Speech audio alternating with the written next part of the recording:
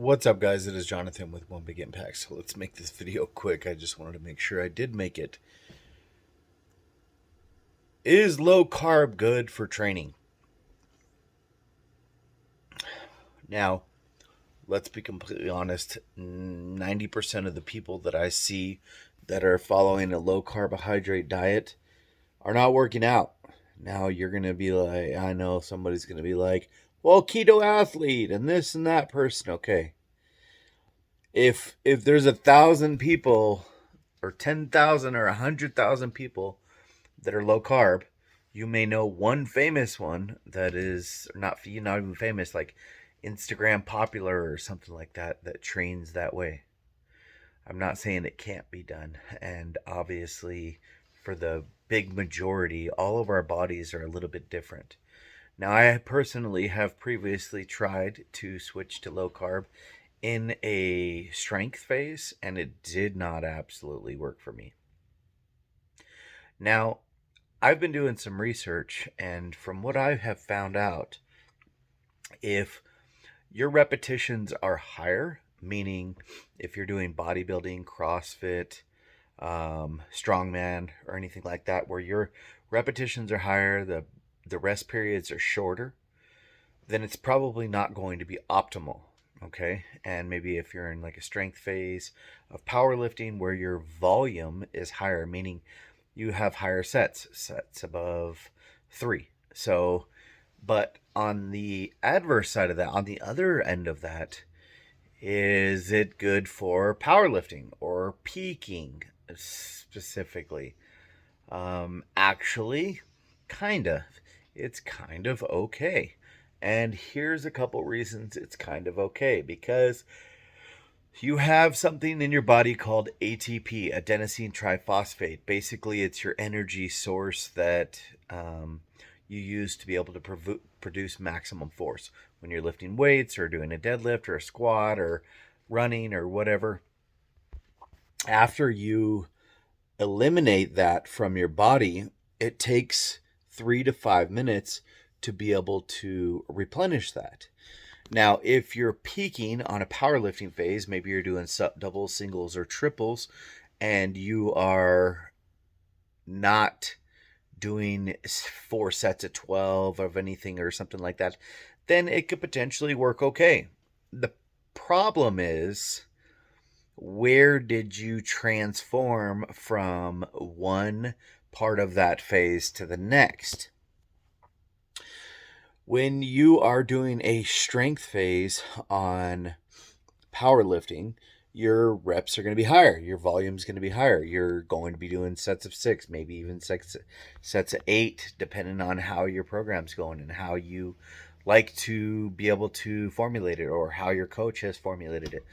So, keeping that in mind, once you transform to bringing your sets down to 5s, then 3s, then singles, then doubles, this is not like it's a month break in between and then you translucently randomly start lifting 1 rep from 8 reps. There is a period in which you are going straight through, and there's not really any time to be able to be like, you know what? Today I'm going to go low carb. Problem with that is you are going from week to week to week to week, and you are finding yourself not really having any time to adapt to some type of new diet, whether it's keto or Atkins or randomly you go vegan or something like that. If you have ever changed your diet completely while training, it is not optimal. It is very difficult. Now, on the other side of that, you might be saying, and this is something I do believe that is in the industry that a lot of people don't give a lot of credit to. Bodybuilders, a lot of the times in a fat loss phase, they will take themselves through a lower carbohydrate intake because they're not trying to build muscle. They're just trying to sustain muscle, and while simultaneously putting themselves through a caloric deficit through dropping their carbohydrates. The problem there is a lot of people confuse the lower carbohydrate approach of bodybuilding leaning out with keto, and it's not, because the reason is because to be more muscle sparing, what they're doing is, yes, they're dropping their carbohydrates and they're raising their fats, but they're eating a hell of a lot more protein than the average keto or Atkins person would be. Instead of 20%, it's like 100 and some odd grams per pound of body weight, or like per what's 1 gram per pound of body weight. So if they're a 300-pound person, if they were on keto, they would not be eating 300 grams of protein, if that makes sense. I hope this clears everything up. If you're new here, go check us out on Facebook. Our group is called Healthy Living for a Healthy Life. If you have any questions, please feel free to ask. Thanks for watching. I should probably add this recap and finish up in a better way because that's going to leave everybody like, what? You didn't really answer anything.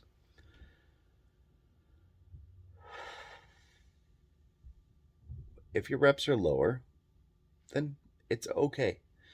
If your sets are higher and you are like doing high intensity workouts, then your body is going to need to have a fuel source and energy source very rapidly.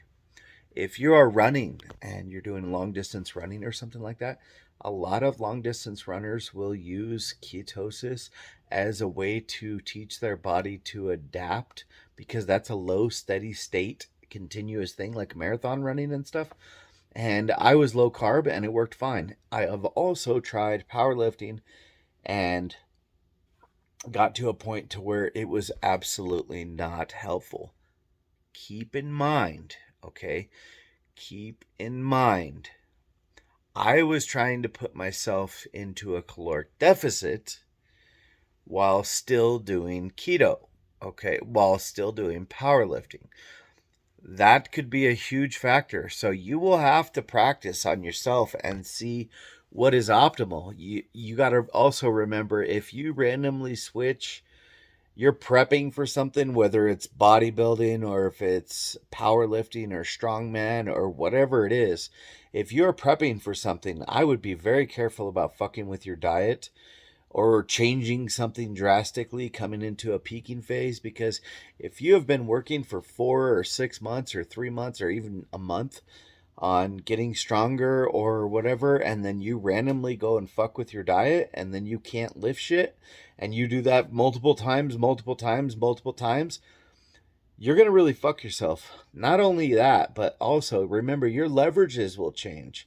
If your belly is helping you in the squat and then you randomly get rid of your belly, you're not going to be squatting what you were squatting. Maybe your deadlift improved, but your squat went down. If you randomly lose a bunch of meat off of your chest before you, in the peaking phase or something like that, you're not like good in that range of motion. So there are so many factors. It's not just cut and dry, blank, straight forward. But if you have questions, feel free to ask, and I'll do my best to help you put together a diet that'll work best for diet, meaning way of eating that will work best for your sport. I hope this helps. Thanks for watching.